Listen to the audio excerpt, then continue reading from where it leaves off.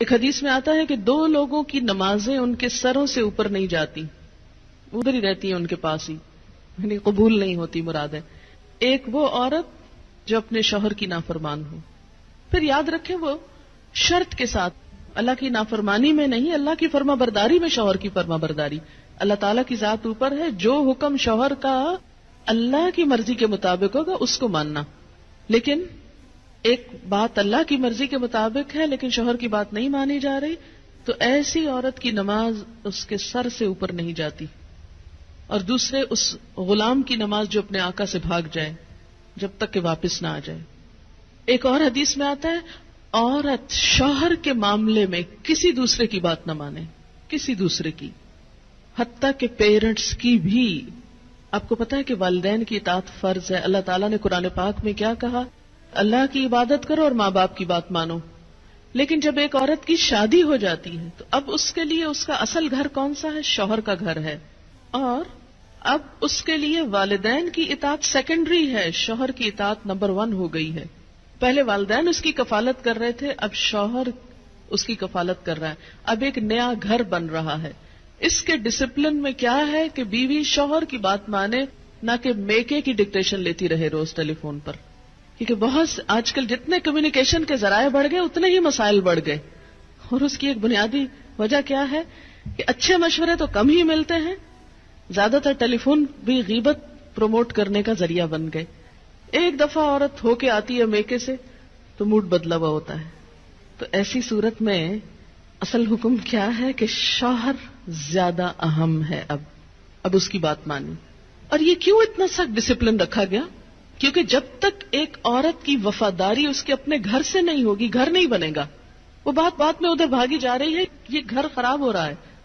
اب اس کی اہمیت، اس کی زیادہ اہم ڈیوٹی کیا ہے کہ اب وہ نئے گھر کی تعمیر کرے، اس لیے کہ شوہر نے مہر بھی دیا ہے، گھر دیا ہے، سب ضروریات پوری کر رہا ہے۔ اب آئندہ اللہ تعالیٰ نے ایک نئی نسل لانی ہے، ان کی تربیت ہے، ان کا کام ہے، اتنی ذمہ داریاں آنے والی ہیں۔ اب چھوڑو دھیان پیچھے کا، اب آگے کا سوچو، قدموا لانفسکم۔ تو اس لیے، اور اللہ سے بڑھ کر ہمارے لیے مہربان، ہمارے لیے محبت کرنے والا، 70 ماؤں سے بڑھ کے پیار کرنے والا اور کون ہو سکتا ہے؟ یہ مشورے وہ ہم کو دے رہا ہے، یہ رہنمائی وہ ہمیں دے رہا ہے، جو بظاہر ہمیں کڑوی نظر آتی ہے لیکن اسی کڑوی گولی میں شفا ہے۔ تیسری چیز، مال کی، گھر کی حفاظت، پیسے ضائع نہ کرے۔ یہ نہیں کہ شوہر کے گھر، شوہر کے مال اور شوہر کی تنخواہ اور شوہر کی پراپرٹی میں سے چھپ چھپا کے میکے والوں کو مت بھیجتی رہے۔ بہت سے فساد اس وجہ سے ہوتے ہیں کہ سسرال کو دینے کے لیے تو نمبر 2 مال ہوتا ہے، اور میکے کو بھجوانے کے لیے پسندیدہ چیز۔ قدرتی بات ہے کہ انسان کی جو اٹیچمنٹ ہوتی ہے وہ ماں باپ سے بہت زیادہ ہوتی ہے۔ ایک ایسی خیرخواہی ہوتی ہے جس میں دنیا کی کوئی دوسری چیز شریک ہی نہیں ہو سکتی۔ ظاہر ہے جنہوں نے جنم دیا، جنہوں نے پالا پوسا، ان کے ساتھ محبت اور خیرخواہی کیسے نہ ہو، وہ تو ہوگی، لیکن اس کی بھی حدود ہیں، وہ حد سے آگے نہیں بڑھنی چاہیے کہ شوہر کما کے لائے اور ہر وقت عورت شکوہ کرے، پورا ہی نہیں پڑتا، ہوتا ہی نہیں، ہے ہی نہیں، یہ بھی نہیں، وہ بھی نہیں، وہ بھی نہیں، اور پیسے بٹورتی چلی جائے اور ادھر سے چھپ چھپا کے دوسری طرف دیتی چلی جائے۔ نہیں، حتیٰ کہ فی سبیل اللہ بھی اگر عورت کو دینا ہے تو شوہر کی رضامندی ضروری ہے، یعنی شوہر کا مشورہ بھی ہونا چاہیے اس میں۔ تو کسی عورت کا اپنے شوہر کو حقیر سمجھنا یا اس معنی میں ایکول سمجھنا کہ گھر کی کنگڈم میں وہ اپنے آپ کو بالکل برابری کے اس طرح درجے پر رکھے، وہ للرجال علیہن درجہ کو کنڈیم کرے اور شوہر کی کوئی بات چلنے نہ دے اور کہ ہر بات اور ہر حکم میرا چلے گا، تو یہ نشوز ہوتا ہے۔ نشوز کا مطلب ہے اٹھنا۔ وہ پیچھے جو فالصالحات و قانتات ہے نا، تو قانتات میں کیا ہے؟ عاجزی، اور نشوز کیا؟ اس کا اپوزٹ۔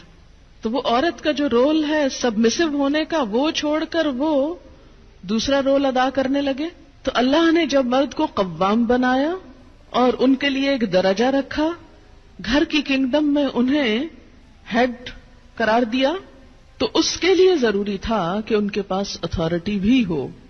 اور پھر دوسری بڑی بات یہ کہ وَبِمَا أَنفَقُوا مِنْ أَمْوَالِهِمْ، وہ اپنے مال میں سے خرچ کرتے ہیں، تو جو مال خرچ کر رہا ہے اس کا حق ہے کہ پھر گھر اس کی مرضی کے مطابق بھی ہو. اگرچہ عمومی طور پر تو کیا ہوتا ہے، وہ لا کے مال بیوی کو دے دیتا ہے اور وہ جیسے چاہتی ہے خرچ کرتی ہے. اب اس کا یہ مطلب نہیں کہ عورت اپنے شوہر کے مشورے کے بغیر جو چاہے مال کو جس طرح چاہے لوٹائے، جو چاہے کرے.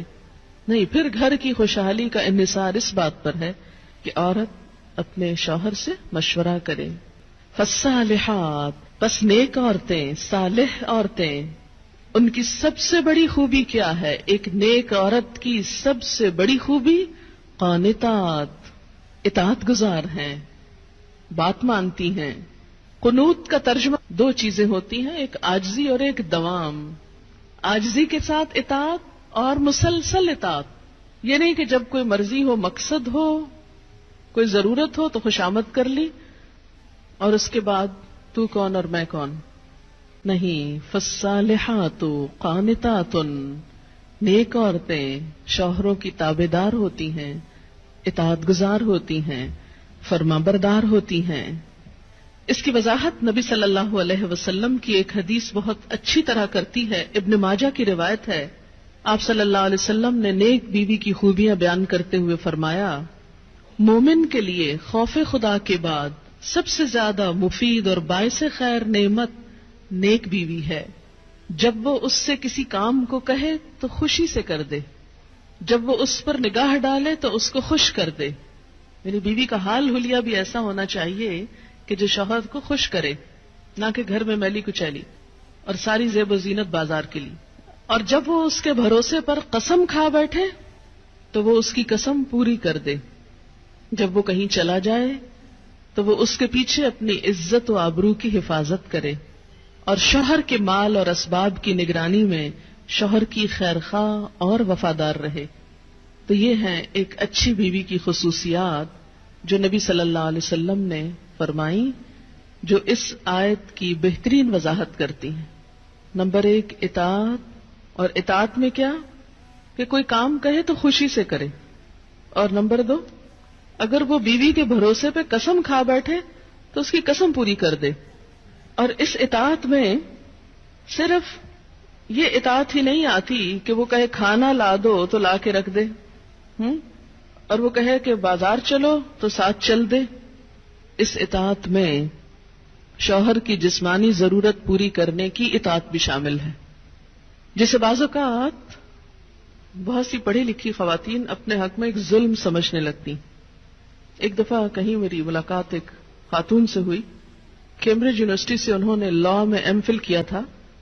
تو مجھ سے کہنے لگی کہ میرا ایک مسئلہ ہے. میں نے کہا بتائیے. کہنے لگی کہ میرا شوہر مجھے ریپ کرتا ہے میری مرضی کے بغیر. میں نے کہا قانون پڑھ کے قانونی ٹرمز ہی گھر میں بھی استعمال ہوں گی. شوہر اور ریپ، میرا تو سر چکرا گیا. یہ بات بہت ڈھکی چھپی ہے لیکن چونکہ دین کا ایک حصہ ہے اس لیے بتانا ضروری ہے. بہت سے گھرانوں میں خرابیاں اور بہت سے گھرانوں میں لڑائیاں اور بدمزاجیوں کی جو روٹ کاز ہے وہ یہاں سے شروع ہوتی ہے، جسے کوئی نہیں کھولتا. نہ کوئی ماں بتاتی ہے، نہ کوئی استاد بتاتا ہے، نہ کوئی اور اچھا مشورہ دیتا ہے کہ اس معاملے میں اللہ نے شوہر کو حق دیا ہے اور عورت پر لازم کیا ہے کہ وہ شوہر کی اطاعت کرے. اور اس میں وہ حدیث آپ نے سن رکھی ہوگی اور عورتوں کو سنانے میں بڑی مشکل پیش آتی ہے مجھے ہمیشہ، اور عورتیں ایک دم اوفینڈ ہونے لگتی ہیں. لیکن بات یہ ہے کہ چونکہ اللہ کے رسول صلی اللہ علیہ وسلم نے فرمایا ہے اور ہم ان کا نام سن سن کے روتے ہیں محبت میں اور نعتیں سن سن کے جھومتے ہیں، تو یہ حکم بھی آپ کا مان لینا چاہیے اور اس حدیث کو بھی سن لینا چاہیے اتنی ہی خوشی سے جتنی خوشی سے ایک نعت سنتے ہیں. نبی صلی اللہ علیہ وسلم نے فرمایا، جب مرد اپنی بیوی کو اپنے بستر پر بلائے اور وہ نہ آئے تو صبح تک فرشتے اس پر لعنت کرتے ہیں. بخاری کی روایت ہے، کتاب النکاح.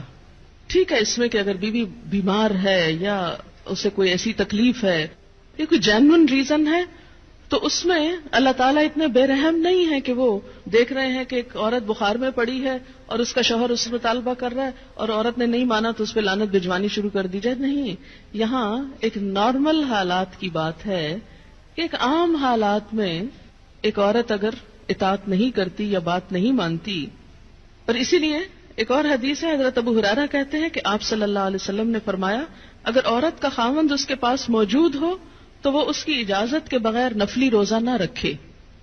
تو گویا شوہر کی اطاعت نمبر 1 عام روزمرہ زندگی کے کاموں میں کوآپریشن، اطاعت بمانا کوآپریشن ہے. طوعاً کا مطلب ہوتا ہے خوشی سے کام کرنا. نمبر 2 اس کی خاص ضرورت یا تقاضے کو پورا کرنے میں اطاعت. ہاں کہاں اطاعت نہیں؟ جب وہ کوئی حرام کام کرنے کو کہے، جب وہ کوئی ناجائز کام کرنے کو کہے، جب وہ اللہ اور اس کے رسول صلی اللہ علیہ وسلم کی مرضی کے خلاف کام کرنے کو کہے. لا طاعت لمخلوق فی معصیت الخالق، مخلوق کی اطاعت جائز نہیں خالق کی نافرمانی میں.